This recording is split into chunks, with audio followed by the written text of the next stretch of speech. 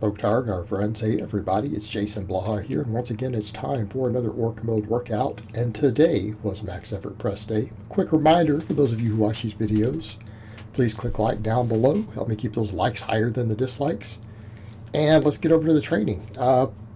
Pressing strength coming back up finally, shoulders feeling pretty good. Went ahead and just did 2 ramp ups, realized I had a small PR in the tank. It's like the 275 that just flew up. I'm like, I could have repped that out. Not a problem. 315 came over, locked it clean, easy, felt light. I'm like, okay, so let me go for a small PR. Last week we did 335. Let's hit 340. And it went pretty good. Like when I look at the speed and everything, I think it went just as fast, if not faster than that 335. So all the work's paying off. Now I still have some major weak links to work on.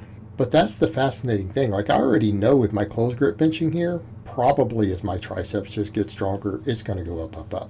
But we know those weak muscles are going to be a factor in the long term, which is right now incline and overhead pressing.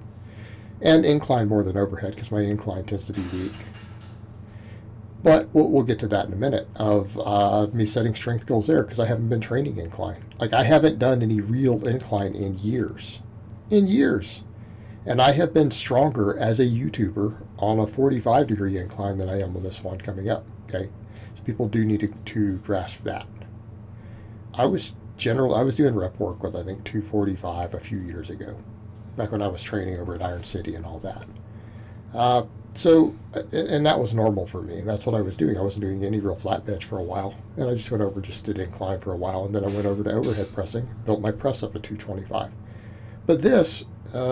Again, good pause, but clearly staying on the bench, heels down, heads down, that would pass anywhere. Re-rack it. Except it's in a monolift. And that's my other thing, guys. I will never endorse a federation that doesn't use monolifts for the squat. That's its own topic. I don't consider that safe. And I don't think it should even be, I don't think anyone should endorse a federation that does that. And I'm going to leave it at that. I'm not going to get into the politics of that. I went with medium grip. I've done the pinkies on the rings. I've done the closer grip. I'm like, let me work with the medium grip because I want it to be easier on my shoulders overall. And wider grip stuff just hurts my pecs. So I'm going to build everything up with closer grip work. And if I need more pec, we'll do incline. We'll do dips, all that stuff. We'll keep bringing the pecs up that way.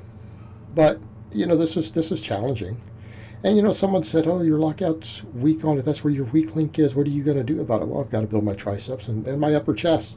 Because realistically, people get this idea in their head that lockout is purely about tricep. Not always the case, guys. Lockout can be chest involved on all your pressing. Okay? In this case, I know there is definitely the upper chest weakness because it's not affecting me at the bottom. I drive out of the bottom really good, but I've got big lats and stuff. So my chest really becomes that weak link on my overhead and incline towards the lockout. More triceps will help. More triceps will help. But there's other things involved. So then we did the back off work, and after a couple of these exercises, I needed a break. Like I was shot, so these workouts are actually spread out. I took, I think, an hour and a half off between the first and the second half of this. And I do that sometimes. And I did some grocery shopping and came back and finished up my workout. But just my chest and delts and everything were so fried that I needed a breather after these first few exercises. But we did 290 for 3x3 on close grip. And again, I feel like these went smooth enough when I compare how the 285 felt last time, that, you know, we probably got another good PR coming up. We'll try for maybe a 345 here soon. And I'm gonna do small jumps. I'm not gonna do big PR jumps. I'm gonna bring that close grip back up slowly, and I might even rotate the straight bar out and mess with my buffalo bar. I might mess with my football bar. Again, we want to avoid overuse, and it's fine. As long as we're building the muscles and the movement pattern, we're good. And I might do that coming up a bit so I can get a little more shoulder friendly pressing in general. Okay? Because there are elements to my shoulder that may not ever heal. I mean, when I say it feels good, I've got it rehabbed, it doesn't mean I don't get some clicking and stuff when I lay down, and I kind of have to pop everything back into place. And I have to do that every time I lay down to nap or sleep. And it hurts before I kind of click everything around and get it moved and kind of everything pops into place. And then my shoulder feels great and it's pain-free. I can train and everything feels good. But it actually still hurts my tricep. And part of it's that tricep tendon I have in the long head. So the long head of my tricep tends to hurt, not just the shoulder. And I actually feel pain in the tricep at that point till I kind of pop everything into place. And so I'm going to have to build all those areas. And here's the other thing. Let's talk about shoulder stability in the long head of the tricep. It matters, doesn't it? So I'll build the long head through overhead pressing and incline and chins and all those things. But again, I've got to skip the bottom of the chin, so I'm not going to go into a dead hang. But this rep work was good. And I'm loving my monolift. I didn't even talk about the monolift really hardly. We can discuss that more in the future. So the people who are curious how it works, what's it do, well, you guys are seeing it. Basically, I have to, move the bar back into place to re-rack. But when you have it set up right, you just lift it and come straight down. There is no unracking and lowering the bar, swinging it forward. Okay, I just start with it where I'm going to lower it to. Okay. Dips, I did 4s with these. I went ahead and threw 100 pounds on. People are like, oh, you're going to cut the dips out? What are you doing for try? Well, as much as the JM press is shot up, you know what I feel like shot my JM presses up was doing the dips. Let's be realistic here. These dips light my triceps up, and they work my low chest. Why did my JM presses jump up really fast? Well, because my triceps got stronger from dips and close grip pressing again. Let's be realistic here. What's going to give me the most bang for my buck? Probably the dips. They hit my low chest. I get that stretch, and we know my chest does need to grow for everything I'm doing. Okay. They hit my triceps super hard, especially since I lock them. Try to lock them hard on most of the reps. And some of this, like the last set, I ended up doing 5 and marked it as 4 because I know that first rep, I tend to really, really suck at the first rep on dips. One reason I've not tried to max on them, I'm a little worried it's going to be problematic for me. And I'm using it as a builder. And I just have to monitor real close how many reps in reserve and how close to failure and do some AM reps. That might be what I have to do. I may not be able to max on the dip. I want to for programming. May not be able to, but I max on all the other presses, so we're okay. We're still really good to have numbers to program off of. But it's hard for me to do percentages on this because I suck at the first rep, and it's hard for me to get in position. I almost miss the first rep sometimes, and if you guys notice, that range of motion's always compromised, and then I'm able to get deeper comfortably and get in and do a good solid range of motion and a good lockout. Okay. But the dips went good. I was very happy with that. My shoulder felt a little irritated on the back half and in the trap a little bit when I did these rep work on the incline, but I kind of massaged a little bit, got back in, did it all good. And this is even after I took a breather. Like I went shopping after the dips. Okay, took a break, but came in, did these, ramped back up a little bit, and got my 3x3 with 200. The reps went pretty good. They were hard. And again, I expect that based on the percentages and the previous training fatigue, which tells me because these were really hard on the third rep, that 235 was probably a max. I might have missed 240 had I made another jump based upon this rep work. Because I think the 3x3, the last set, I barely had it. And the people bring up, well, your incline. It's like, well, my overhead's been weak too, but this is a deeper incline. So some of the guys have come in and said, well, I incline this amount. It's like, no, you don't. If it's on a 30 degree, it's not the same incline I'm doing. I'm doing it on a 45 degree. Okay. I'm doing this for a reason. I want that deeper stretch.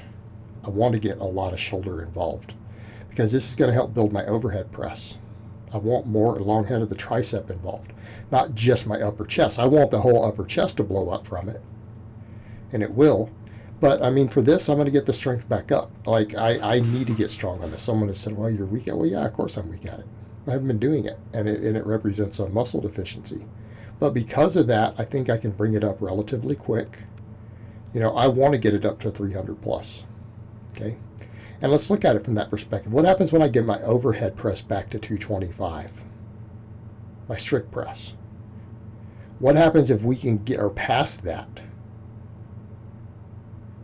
What happens if we can get the incline up to 300? What's that going to do for my bench?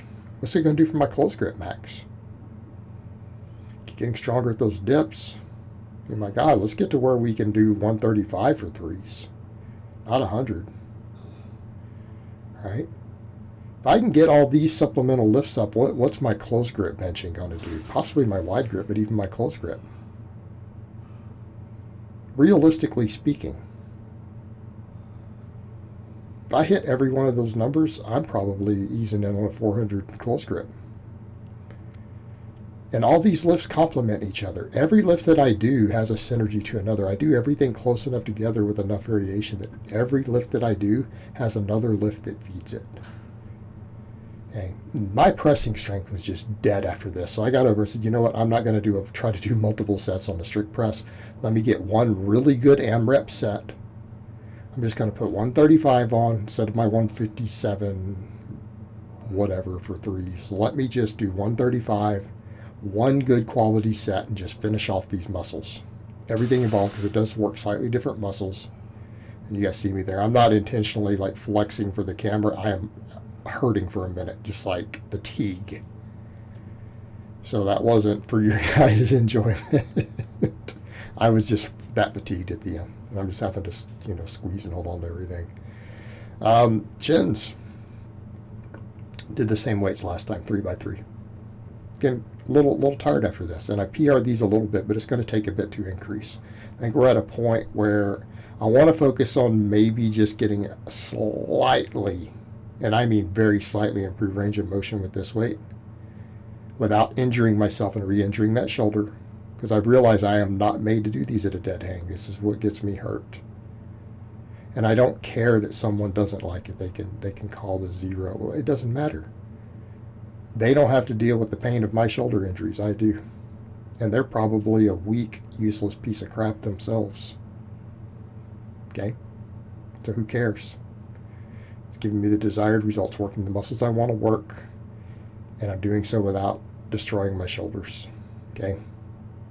It's helping my grip, helping my biceps, helping my lats, and to some extent rear delts and traps and stuff. Some of my other lifts hit those harder, such as like my hang pulls and the high pulls and stuff like that, which I'll be doing on lower body day tomorrow, which really left me DOMs. That's why I stopped. I did the 4 sets or whatever, just stopped or whatever. I'm like, I'm going to be hurting. And I had DOMs all through my lats, even lats, mid traps.